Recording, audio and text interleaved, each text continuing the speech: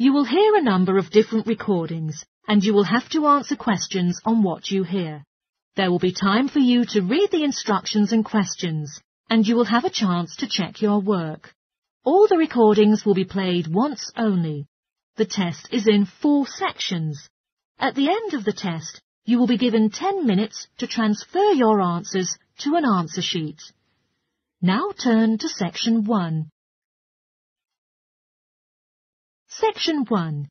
You will hear 2 students called Harry and Andrea in conversation talking about ways to handle the boys' personal stuff. First, you have some time to look at questions 1 to 5.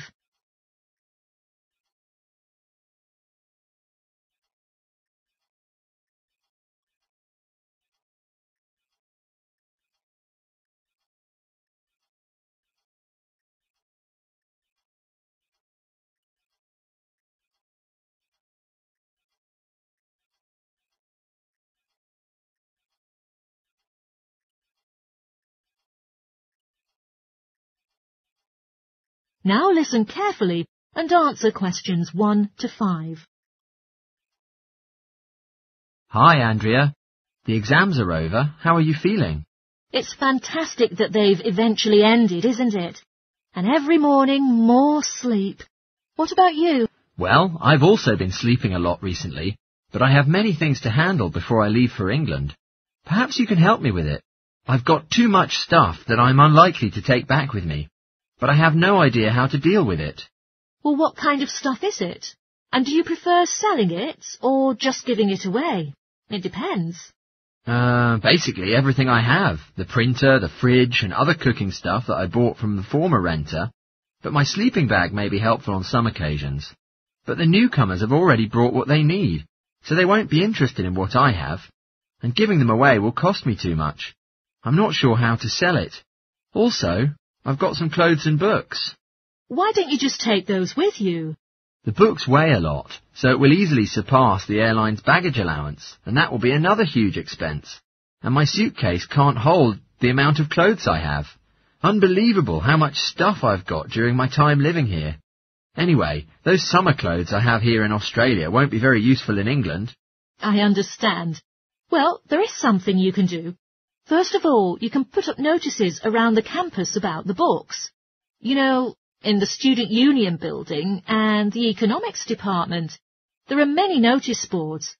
And also, any places that 2nd and 3rd year students will see them. People always want to buy cheap textbooks. Good idea. But what should I write on the notices? Just list the titles and authors of the books, and also with the price you want to charge. Also, some basic information about you, of course, like your name, phone number, and also some little tear-off pieces of paper. Sounds great. And what about the furniture? You could try to put on notices about furniture too, but normally students won't be around all summer, so they may have no interest in buying furniture now. You may also try a second-hand shop. The store will send someone here and give you a free quote. Then you decide whether you want to make a deal, but usually you can't expect a really rewardable price offer. Before you hear the rest of the conversation, you have some time to look at questions 6 to 10.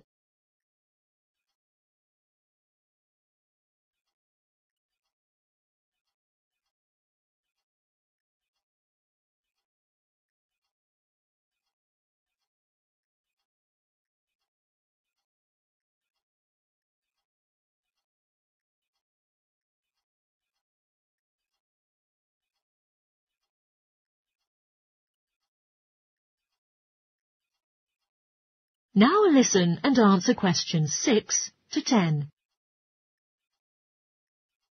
You can also choose to post an advertisement in the Trading Post. Have you heard about that paper? Every week it comes out with advertisements people place about what they want to sell, but you have to pay to have your notice in it, and then wait for calls. Give as much information as possible, and if anyone is interested about your stuff, invite them to come by and check. But making a deal is always difficult. I haven't heard about the Post before, but I should read it now, and I'll put the advertisement about the fridge, the microwave and the furniture on. But I'm not sure whether kitchen stuff is also a good idea. Well, you can donate the kitchen stuff to a charity shop or just sell it, like the Salvation Army or St. Vincent de Paul.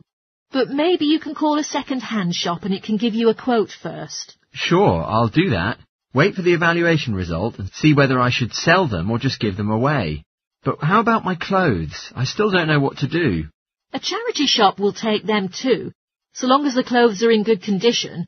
And although you don't get paid for them, you know someone who really needs the help will benefit from your clothes. That's very true. I'll put the expensive stuff, like the furniture, on advertisements and donate the clothes and kitchen things. Come on, let's go and buy a trading post and we can write the offer together. Well, in fact, I'm interested in buying your microwave as well as fridge, depending on your offer, of course. OK, let's see how good you are at bargaining. That is the end of section 1. You now have half a minute to check your answers.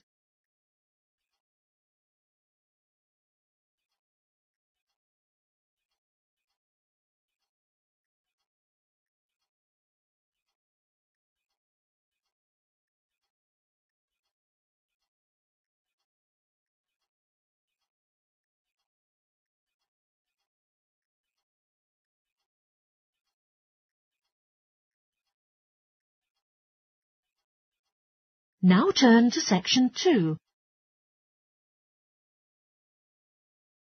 Section 2. You will hear a guidance counsellor talking to a group of students. First, you have some time to look at questions 11 to 14.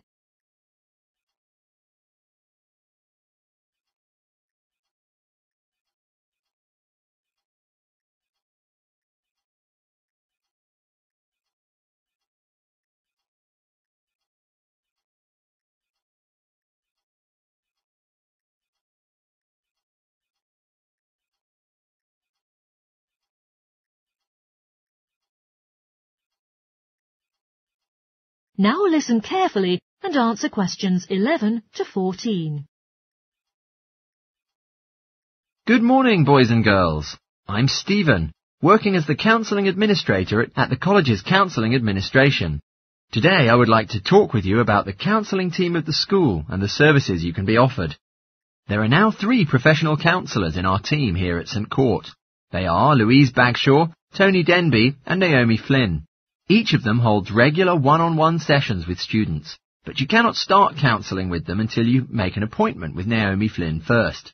Naomi is an expert in meeting freshmen and delivers a preliminary session in which she will tell you what you can expect from counselling. Also, she will ask you a few simple questions related to what you would like to discuss. For those who are feeling a bit worried about the counselling steps, this can indeed be helpful. Naomi is also the best choice for students who can only communicate with a counsellor beyond office hours. She's not in the office on Mondays, but she will start working on Wednesday mornings and works late on Thursday evenings. So, before your first class or after your last class on those days, you can see her. Louise is in our drop-in centre office a whole day. If you want to ask some counsellors for help without a prior appointment, she'll be the optimal choice. But do notice that if you choose this service, Louise will either see you herself or send you to the next available counsellor. If you want to see a certain counsellor each time when you visit, an appointment in advance is strongly recommended. Online or at reception during office hours are booking forms now available. Tony is our latest joined member of the counselling team.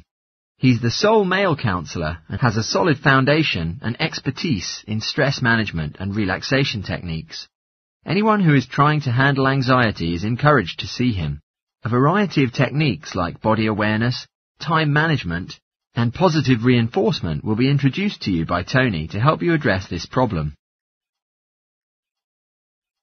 Before you hear the rest of the talk, you have some time to look at questions 15 to 20.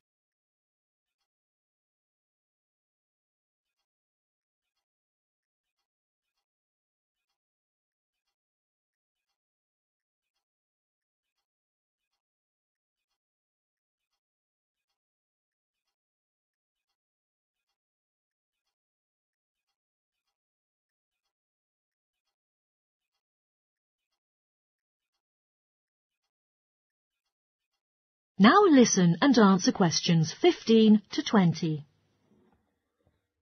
Each term, there will be some small team workshops operated by the counselling team, which last for 2 hours and are all free to the enrolled students. The first workshop we offer is adjusting. For some people, college education is found to be a big shock. It tends to be simple to get lost after the structured learning surroundings of school. Therefore, what is essential for academic success will be shared in this workshop. As anticipated, this offering is targeting first-year students. Getting organised is the service that the second workshop offers, where we are active to motivate you to break off the habit of putting things off. We'll try to help you get the most out of your time and find out the optimal balance between academic and recreational activities. In this workshop, we're catering to a broader crowd, ranging from undergraduates to postgraduates. The next one is a communication workshop. If you've come from overseas, the way people interact here might be quite different to what you're used to. This workshop will recommend some ways of handling many situations to foreign students. For example, they might find themselves struggling on how to talk with teachers and other staff. It will also cover all aspects of multicultural communication. International students will learn a lot from this class, so we particularly encourage you to come along. But I have to say that occasionally local students can find it helpful as well. Everyone is welcome. The workshop called Anxiety will be available later on in the year, and it will target something you might be familiar with. That is the nerves and the anxiety brought by the coming exams. Lots of students experience their entire academic careers like this, but surely there is a way to solve problems. Come to the Anxiety Workshop and you can learn several ways to relax and the proper way to breathe, as well as meditation and other methods to keep calm. This workshop is designed for everyone who is going to take exams. The last workshop we have is the Motivation Workshop. The theme for this workshop is how to stay on target and be motivated during long-run projects. This workshop is only available for research students. Less advanced students already have some workshops dealing with their needs. Well, that's it. Thanks for listening. If you'd like to learn more information about our services, do visit us at Counselling Service. That is the end of section 2. You now have half a minute to check your answers.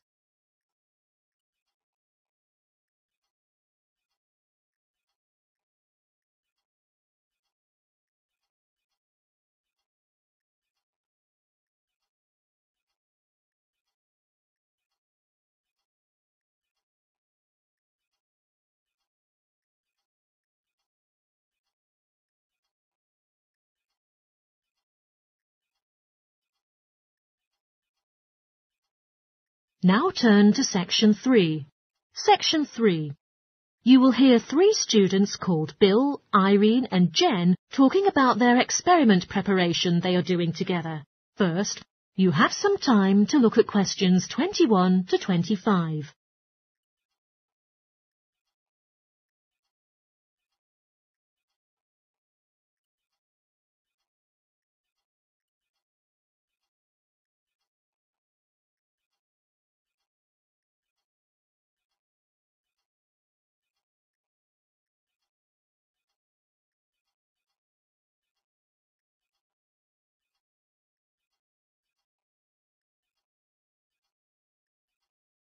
Now listen carefully and answer questions 21 to 25. Oh, hi Jen and Irene. You two are heading to class, aren't you? Hey Bill, yes, we are just walking there now. It's a little bit early now though. We still would like to make some preparations for our apparatus for the experiment practice.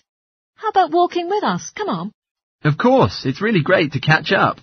How's it going with your experiment? Have you already chosen the subject you're going to test yet? To be honest, so far it's going well, and we're now serving as the laboratory partners responsible for conducting the test. Also, we've decided to test the impacts of the gravitation force on a variety of objects with a number of densities. Interesting indeed, but surely plenty of work for you to do.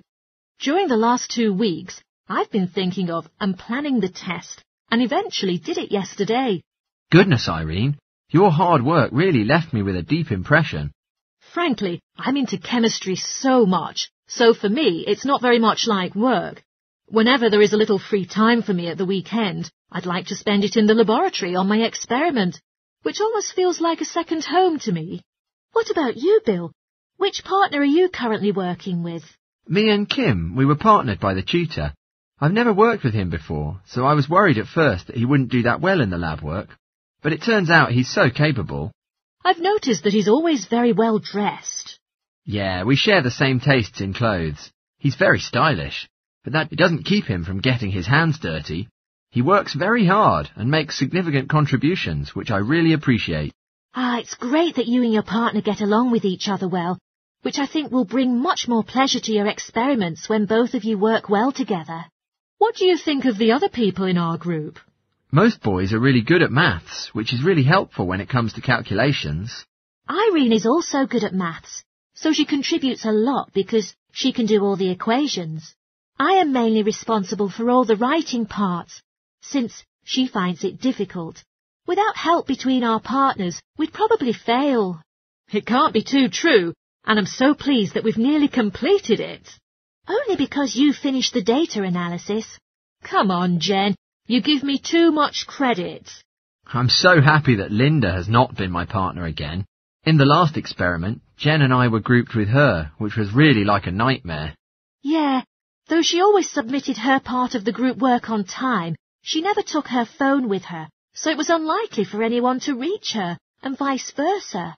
We were quite annoyed at her attitude, but she was such a hard worker in all fairness, because she realised the amount of work that would be needed to get a high score. Jen is so hard-working, in fact. She has been invited to work on the professor's individual project. Wow, really? That's amazing. Congrats. Do you know why he picked you? I thought that was just because I was closer to him, but he told me that he was impressed with me always completing reading assignments in time for class. I bet you will be really popular among the other students when they find out. All of them want to hear about the project. Before you hear the rest of the talk, you have some time to look at questions 26 to 30.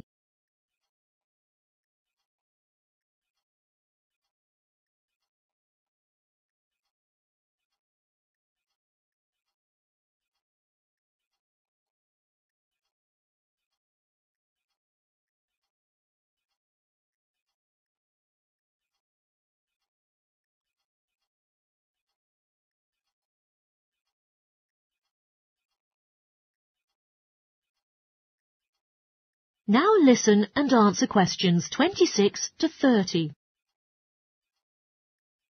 You can distribute tasks to everyone, so all of them will get a chance to take part in it. It actually sounds quite good. Could you help me decide who to assign each task to? Sure. Now, let's see. Well, Irene finds writing difficult, but that might be a good opportunity for her to practice it by reviewing the bibliography. Bibliography? I think maybe a bit too long for me, so the methodology would be a better choice. Sure, that makes sense. Bill, you said that Kate is a hard-working girl, so I think she could be given the conclusion part, as it requires plenty of effort. OK, sure. And I know that Kylie hasn't been feeling well recently, so she could be tasked with the abstract and the acknowledgement, for there is very little work involved. Jen, would you like to do the literature review part? Basically, there is a lot of work to do, but I believe you really enjoy writing, so I think you'll do a good job. Sure, sounds great. Right. So now bibliography and the discussion are left to assign. I think Linda will be struggling with the referencing, considering the amount of work. So perhaps I will take care of that task, and she could do bibliography. That's great, guys. Thanks for your help. I'll tell the tutor when he arrives. That is the end of section 3. You now have half a minute to check your answers.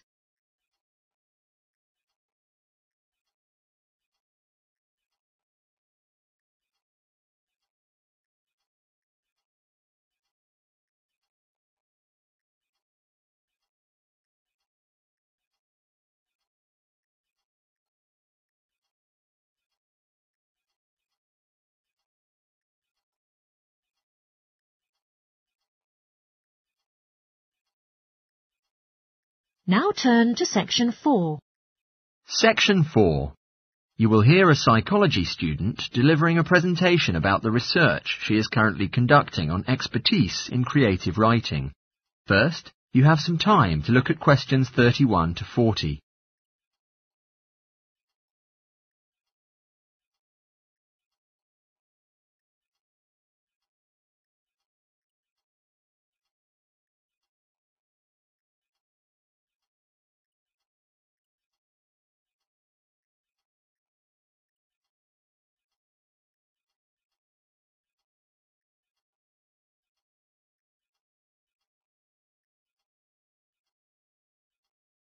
Now, listen carefully and answer questions 31 to 40.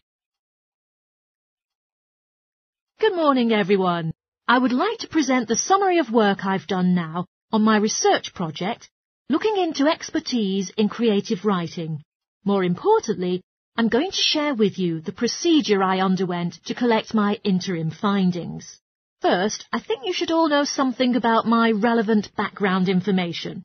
Before I started my current degree course in cognitive psychology, I studied English literature, and, as you can imagine, this meant I spent a great deal of time thinking about the notion of creativity and what makes people develop into successful writers.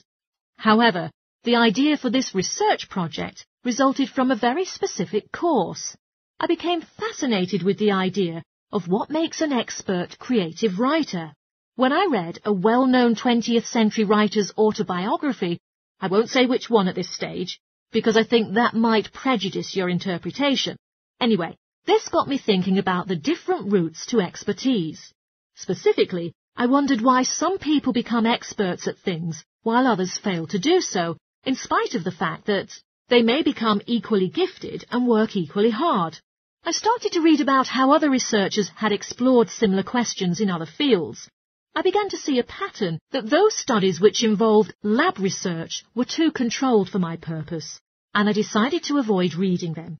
I was quite surprised to find that the clearest guidance for my topic came from investigations into what I call practical skills, such as hairdressing or waiting on tables. Most of these studies tended to use a similar set of procedures, which I eventually adopted for my own project. I'll now explain what these procedures were. I decided to compare what inexperienced writers do with what experienced writers do. In order to investigate this, I looked for 4 people whom I regarded as real novelists in this field, which proved easy, perhaps unsurprisingly. It proved much harder to locate people with suitably extensive experience who were willing to take part in my study. I asked the first 4 to do an SAT writing task, and as they wrote, to talk into a tape recorder, a technique known as think aloud. This was in order to get experimental data. Whilst they were doing this, a research assistant recorded them with video. I thought it might be helpful for me and my transcriptions later on. I then asked 4 experienced writers to do exactly the same task.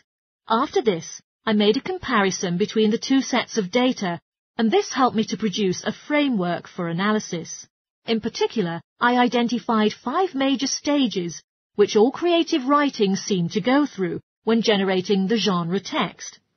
I think it was fairly effective, but still needed some work, so I intended to tighten this up later for use with subsequent data sets.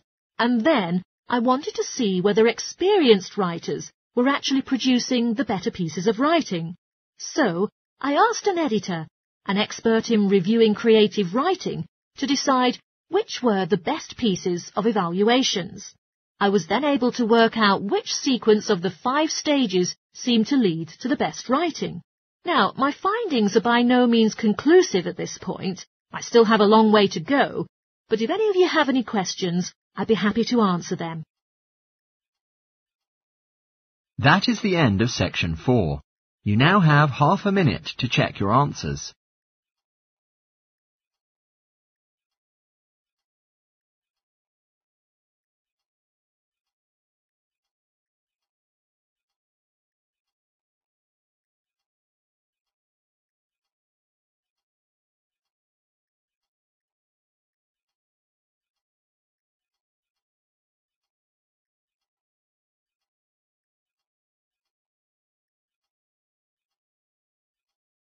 That is the end of the listening test.